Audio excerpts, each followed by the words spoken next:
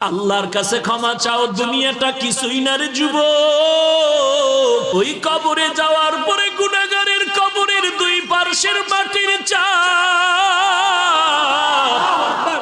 পাজরের হাড় চুরমার হয়ে যাবে। একটা নয়, দুটো নয়, 70 থেকে 99টা সাপের কামড়। কবরের ভিতরে জাহান্নামের আগুন।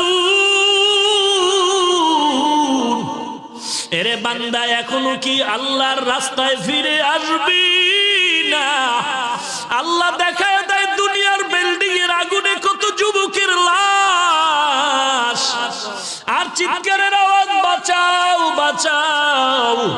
একটু চিন্তা করে দেখ, যখন আগুন লাগছিল শরীরের মধ্যে তখন ওদের কেমন লাগছিল, অবস্থাটা কেমন হয়েছিল। ওরা যখন আগুনের মধ্যে সবাই জানালা দিয়া হাত দিয়া কয়, কে আছো, আমাদের বাঁচাও।